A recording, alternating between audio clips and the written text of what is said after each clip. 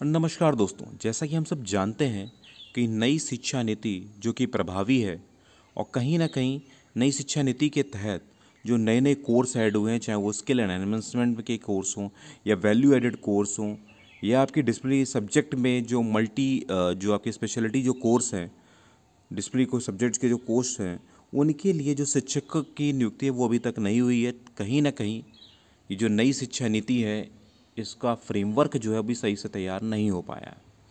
आइए पढ़ते हैं इस खबर को। नई शिक्षा नीति के तहत कोर्स पढ़ाने को शिक्षक नहीं है। कई विश्वविद्यालयों में कंप्यूटर साइंस डिपार्टमेंट नहीं होने से आर्टिफिशियल इंटेलिजेंस जैसे विषयों को पढ़ाना मुश्किल हो गया है। राज्य के विश्वविद्यालय में नई शिक्षा नीति के तहत कोर्स फ्रेम कर दिया गया है। बात पटना की है, लेकिन इसे पढ़ाने के लिए शिक्षक नहीं है। अब विश्वविद्यालय के सामने बड़ी समस्या आने वाली है। स्नातक के 5वें सेमेस्टर में भी सभी निर्बाधित जो छात्र हैं को इंटर्नशिप करना है। इसकी तैयारी विश्वविद्यालय में कुछ भी नहीं है।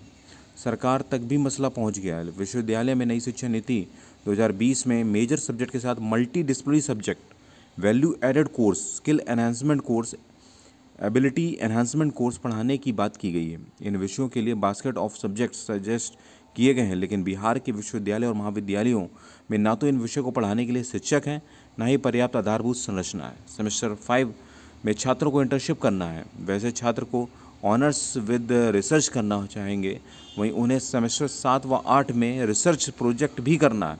इसके लिए भी बिहार के उच्च शिक्षण संस्थानों में कोई आधारभूत संरचना नहीं है। एक विश्वविद्यालय में लाखों की संख्या में स्नातक कोर्स में छात्र निर्बाधित हैं।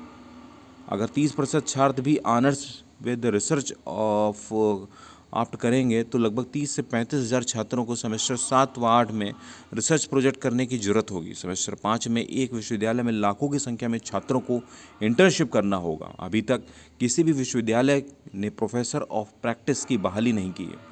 कॉलेज ऑफ कॉमर्स के भौतिकी के शिक्षक प्रोफेसर संतोष कुमार बताते हैं कि मल्टी डिसिप्लिनरी सब्जेक्ट पढ़ाने के पीछे का मकसद विद्यार्थियों की सोच को समग्र, सम्यक और होलिस्टिक बनाना है, परंतु इन विषयों के पाठ्यक्रम भी इस हिसाब से नहीं बनाए गए हैं। बहुत सारे विश्वविद्यालय में कंप्यूटर साइंस डिपार्टमेंट ही नहीं है। ऐसी परिस्थिति में machine learning, artificial intelligence, internet of things जैसे विषयों को पढ़ाना मुश्किल होगा। बहुत सारे विश्वविद्यालय अभी तक अपार आईडी बनाने में भी काफ़ी पीछे हैं। तो कहीं ना कहीं आप समझ सकते हैं कितनी जो हमारी व्यवस्था है वो कितनी पीछे चल रही है और हम आगे बढ़ने की कोशिश कर रहे हैं। कहीं ना कहीं ये हमारा जो मूलभूत जो फ्रेमवर्क है वो कहीं ना कहीं सही से तैयार नहीं है। आने वाले समय में बन सकती है एक बड़ी समस्या। इस मामले में पाटलिपुत्र विश्वविद्यालय के डीन प्रोफेसर राजीव रंजन ने बताया कि यह आने वाले समय में एक बड़ी समस्या बन सकती है।